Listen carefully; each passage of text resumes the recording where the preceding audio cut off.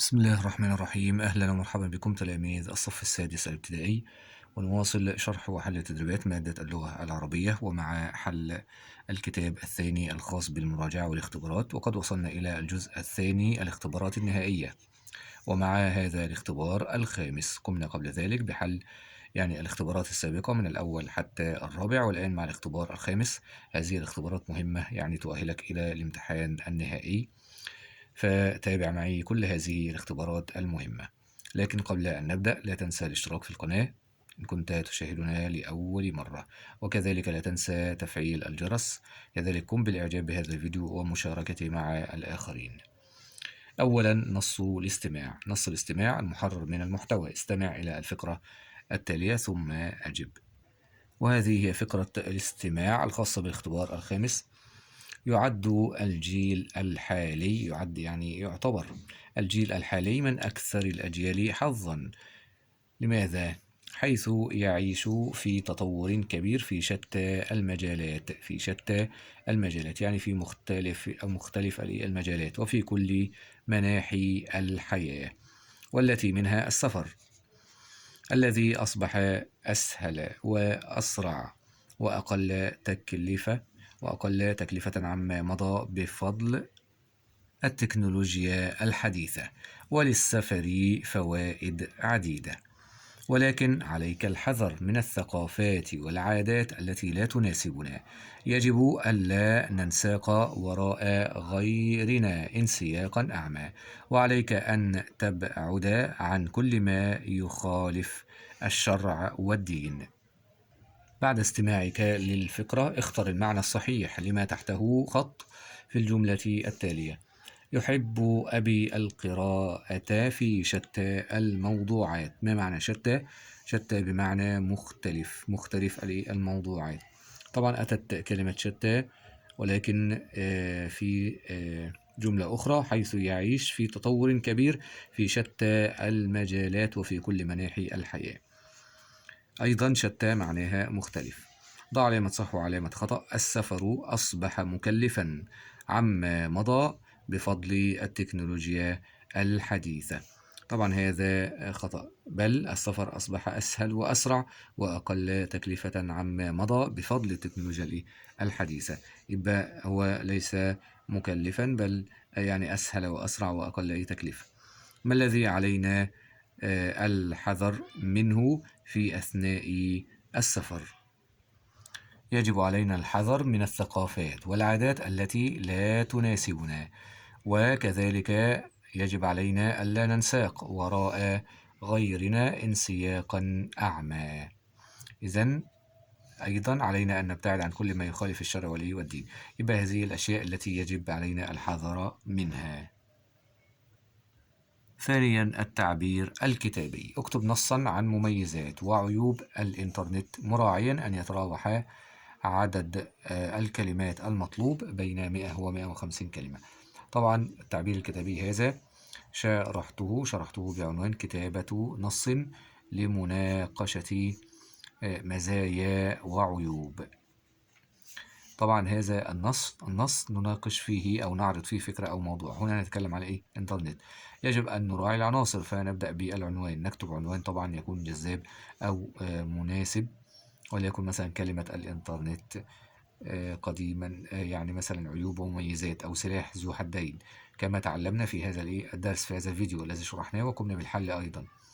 ثم بعد العنوان المقدمة، ثم تتكلم عن المزايا وعن العيوب بعد ذلك، ولكن بشكل محايد ومنطقي. ثم بعد ذلك الخاتمة تلخص فيها ما تم مناقشته، وأيضا تشجع فيها على التوازن والاستفادة من المزايا وتجنب العيوب. وكذلك لا تنسى استخدام أدوات الربط، الأدوات الانتقالية. لذلك يجب عليك أن تعود لهذا الفيديو بالتفصيل، لأن هذا الفيديو هو خاص بالحل السريع فقط وليس بالشرح التفصيلي. ثالثا، النص الأدبي المحرر من المحتوى. رأى المعلم طالبا يرتدي سلسلة في رقبته، فنادى عليه وقال له: هذه السلسلة يرتديها النساء. فرد الطالب بأنه رأى فيديوهات لرجال يرتدون أزياء النساء ويقولون إنها حرية شخصية.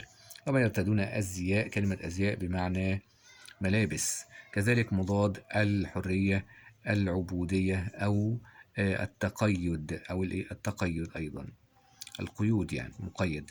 طيب، ويقولون إنها حرية شخصية. فقال له المعلم: هذه عادات غريبة على مجتمعنا ومخالفة أيضا لديننا، ويجب أن تكون الحرية في حدود الشرع والدين، وإلا فسيفسد المجتمع وينهار. فخلعها الطالب وقرر ألا يرتديها مرة أخرى. إذن معنى أزياء ملابس، وكذلك مضاد الحرية العبودية أو القيود أو التقيد. أكمل. يرى بعض المخالفين للدين أن ارتداء الرجال لأزياء النساء يرون أن ذلك حرية شخصية. عندما نخالف حدود الشرع والدين تكون النتيجة طبعا فساد المجتمع وانهياره، فسيفسد المجتمع وينهار. ما العادة السيئة التي قام بها الطالب؟ طبعا أنه ارتدى هذه سلسلة في رقبته، بما علل فعله لهذه العادة. يعني ذكر العلة أو السبب. قال طبعا أنه رأى فيديوهات للرجال يرتدون أزياء النساء ويقولون أنها حرية شخصية. يبقى إذن هذه هي العلة، إن هو بيقلد يعني يقلد هو الآخرين. ننتقل إلى النص المعلوماتي. منذ فترة من الزمن كان تفكير الناس منصبا على مجرد الذهاب إلى الفضاء، ولكن بفضل التقدم العلمي والتكنولوجي المذهل الذي وصل إليه الإنسان، أصبح تفكير العلماء يذهب إلى كيفية البقاء أكبر فترة ممكنة في هذا الفضاء للاستفادة من ثرواته، حيث اكتشف العلماء أن هناك كواكب بها ثروات معدنية وآبارا للمياه، مما قد يجعلها مكانا صالحا للحياة، أو قد تكون مقصدا للرحلات الترفيهية التي قد يقوم بها الأثرياء الأغنياء في المستقبل. هات من الفقرة، يريد كلمات من الفقرة السابقة. معنى كلمة المدهش طبعا كما ورد هي كلمة المذهل، بإذن المدهش هي بمعنى المذهل. ومضاد كلمة الفقراء هي كلمة الأثرياء اللي هي الأغنياء يعني. ضع علامة صح وعلامة خطأ. أصبح الذهاب إلى الفضاء الآن أمرا يسيرا. طبعا هذه إجابة صحيحة. بعد ذلك اكتشف العلماء أن هناك كواكب تحتوي على جبال وأنهار. طبعا هذا خطأ، بل اكتشف العلماء أن هناك كواكب بها ثروات معدنية وآبارا للمياه. ما الأمر الذي شغل العلماء وحاولوا الوصول إليه؟ طبعا الذي شغلهم هو كيفية البقاء أكبر فترة ممكنة في الفضاء للاستفادة من ثرواته. إذن بسبب طبعا اكتشافهم للثروات وآبار المياه. يبقى هذه هي الإجابة. خامسا، النص الشعري. قال الشاعر: تعلم فليس المرء يولد عالما، وليس أخو علم كمن هو جاهل، وإن كبير القوم لا علم عنده صغيرا إذا التفت عليه الجحافل، وإن صغير القوم إن كان عالما كبير إذا ردت إليه المحافل. طبعا بيتحدث على فضل العلم وأهميته. طيب، المراد بكلمة المرء طبعا هو الإنسان. يقول فليس المرء يعني يقصد الإنسان يعني عموما. هات من الأبيات كلمة على وزن تكلم. تعلم طبعا نفس الوزن يعني نفس الحركات ونفس الحروف يعني نفس التشكيل يعني تعلم تكلم. سامع نفس الوزن. طيب، كلمتين لهما نفس الوزن. يريد كلمتين نفس الوزن أيضا. هنا مثلا كلمة الجحافل، المحافل، أيضا نفس الوزن ونفس التشكيل، نفس عدد الحروف يعني. بعد ذلك يقول تعلم. تعلم ده فعل أمر مهم جدا. تعلم أهو عملها بالتشكيل. تعلم هذا أسلوب أمر، لأن تعلم ده فعل أمر. تعلم فيه طلب. إنما لما أقول مثلا فلان تعلم، أو تعلم محمد كذا، تعلم محمد كذا، تعلم الشيء الفلاني، تعلم، يبقى في الحالة دي هيبقى فعل ماضي تعلم، لأنه دل على حدث فين في الماضي. إنما تعلم دل على طلب، هو هنا بيأمره بالإيه؟ بالتعلم، بيطلب منه ذلك يعني. بعد ذلك كلمة عالم وجاهل، طبعا واضح إن ما بينهم إيه؟ تضاد. تضاد اللي هو كلمتين عكس إيه؟ عكس بعض الكلمة والمضاد بتاعها. نصل الآن إلى السؤال الأهم معنا الآن، وهو سؤال القواعد النحوية، وكذلك تابع معي حتى نصل القواعد الإملائية أيضا. اقرأ ثم يجب. الصدق والإخلاص خلقان كريمان. الصدق والإخلاص مالهم؟ خلقان، يبقى إذا ده خبر. خبر طبعا المبتدأ، خبر المبتدأ مرفوع وعلامة رفعه ماذا؟ الألف، لأنه مثنى. خلقان كريمان يسموان بالفرد إلى مكانة عالية، ويجب أن يتحلى بهما التلاميذ. يجب أن يتحلى التلاميذ. يتحلى التلاميذ بهما، يبقى إذا التلاميذ فاعل. فاعل مرفوع وعلامة رفعه الايه؟ الضمة، لأنه جمع تكسير. يتحلى بهما. بهما طبعا جار ومجرور كأنها مش موجودة، يبقى تحلى التلاميذ، هم يتحلوا ويتخلقوا بها. لماذا؟ ليعيشوا. طبعا هنعرفها الوقت في الاستخراج. ليعيشوا سعداء. فكن صادقا، كن أنت صادقا في أقوالك وأفعالك حتى تفوز. حتى تفوز. حتى تفوز برضا الله تعالى. طبعا عايز برضو الإعراب برضا الله. كلمة رضا نكرة، والله لفظ الجلالة معرفة، يبقى إذن لفظ الجلالة مضاف إليه. مضاف إليه طبعا مجرور وعلامة جره الإيه؟ الكسرة. طبعا يستحسن لما تيجي تقول إيه الله، مش تقول على طول مضاف إليه، تقول لفظ الإيه؟ الجلالة تعظيما لهذا اللفظ الكريم. استخرج من الفكرة خبرا لناسخ. يريد خبر لناسخ. طبعا هو سايبها لك بقى مفتوحة، يعني مش قال لك فعل ناسخ أو حرف ناسخ. أي خبر سواء بقى لفعل ناسخ أو لحرف ناسخ، بس خلي بالك ما ينفعش يكون خبر لمبتدأ. يعني ما ينفعش تقول خلقان، لأن ده خبر مبتدأ. لا، هو عايز خبر إيه؟ يا إما فعل ناسخ يا إما حرف إيه؟ ناسخ. طبعا شرحنا الكلام ده أكتر من مرة، لذلك بنصحك دايما إنك تعيد الفيديوهات السابقة وتعيد سماعها لكي تستفيد أكثر بإذن الله عز وجل. ولو كان لديك أي سؤال أو استفسار اكتبه طبعا لنا، سوف نجيب عليه بإذن الله. طيب المهم عايز خبر هنا، فمثلا نبحث عن كن. قابلتنا طبعا دي اللي هي كان يعني، يبقى ده فعل ناسخ اهو. كن ايه بقى؟ كن انت صادقا. صادقا طبعا ده خبر ايه؟ خبر مفرد. فعلا من الافعال الخمسه. الافعال الخمسه كل فعل مضارع اتصل باخره ايه؟ واو الجماعه والف الاثنين او ياء المخاطبه. هنا مثلا كان بيقول يسموان اهو، يسمو يسموان، يبقى اذا هذا فعل من الافعال ايه؟ الخمسه، متصل به الف ايه؟ الاثنين. بعد ذلك هنا أيضا ليعيشوا، هي أصلها يعيشون. يعيشون.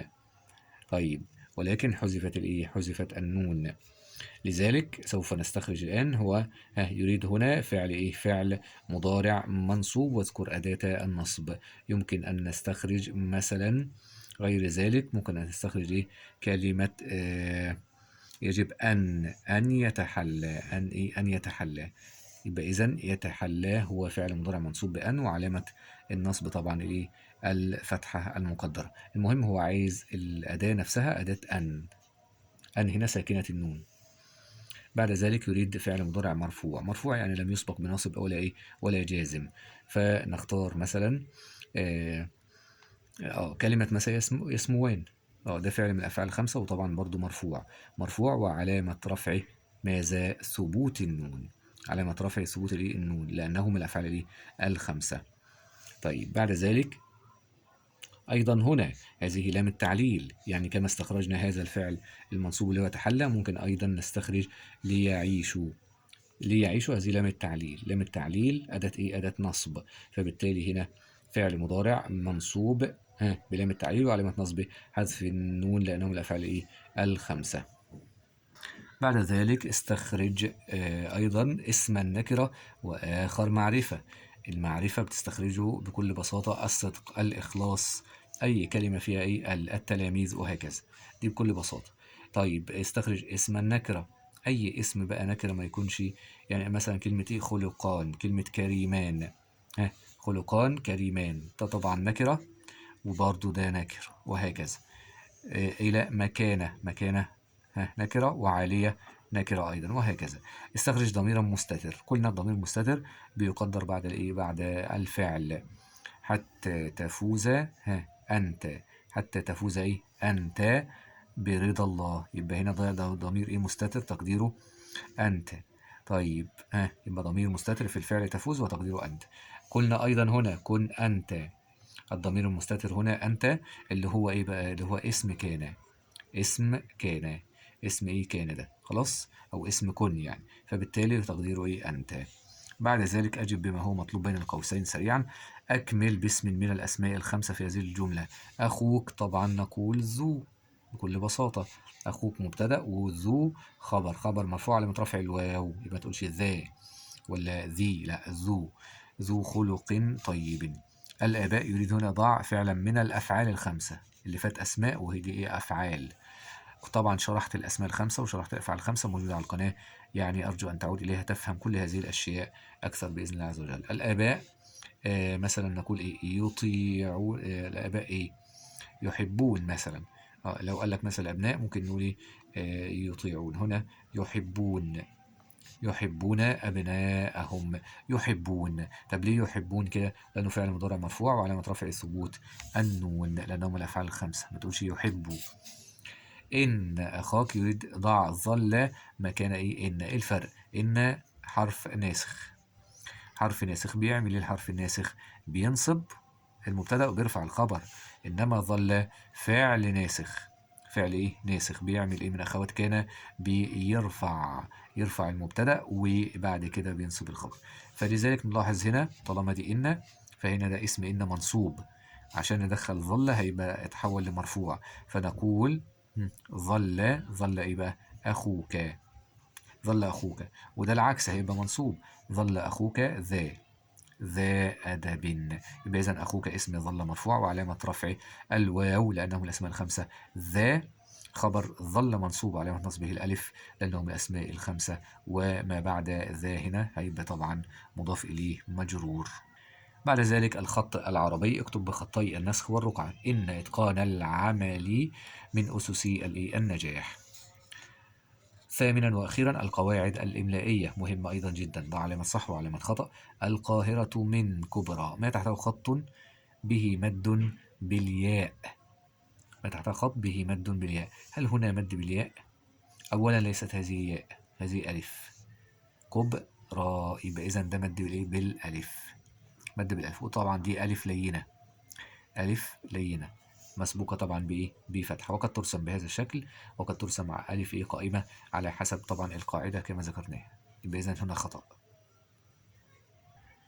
باء سأل الطالب ما تحتها خط به همزة قطع، طبعا خطأ أيضا. همزة القطع تكون في بداية الكلمة، همزة القطع وألف الوسط تأتي في بداية الكلمة، إنما دي طبعا همزة متوسطة تأتي في وسط الكلمة. طبعا هنا رسمت على ألف، لماذا؟ رسمت على ألف لأنها مفتوحة وما قبلها إيه مفتوح. سأل أيضا. كل هذه الدروس موجودة بفضل الله، ارجع إليها. كم من فئة قليلة هزمت فئة إيه كثيرة. كتبت الهمزة في كلمة فئة، فئة أي فئة. لماذا فئة؟ طبعا ده السؤال ده برضو صح وغلط. فئة رسمت على نبرة لأنها مكسورة في طبعا خطأ. لماذا رسمت على نبرة؟ ليست لأنها مكسور، هي مفتوحة ولكن ما قبلها مكسور، هي مفتوحة ولكن ما قبلها مكسور. لاحظ في فبالتالي طبعا الأقوى إيه؟ الكسرة أقوى من الفتح، فلذلك رسمت على نبرة. يبقى إذن ليس لأنها مكسورة، هي مفتوحة ولكن ما قبلها إيه مكسور. يبقى الإجابة هنا أيضا خطأ، الإجابة خطأ. تابع معي الفيديو القادم حل الاختبار السادس من الاختبارات النهائية، اختبارات في غاية الأهمية. تابعها معي حتى تتفوق بإذن الله عز وجل. في النهاية أتمنى لكم كل التوفيق والنجاح والسداد بأمر الله. شكرا لكم على حسن المتابعة والاستماع. أرجو أن تدعوا أصدقائكم إلى الاشتراك أيضا في القناة ومشاهدة هذه الفيديوهات. لا تنسوا الإعجاب بالقناة والإعجاب بالفيديو ومشاركة الفيديوهات مع الآخرين. شكرا لكم والسلام عليكم ورحمة الله وبركاته.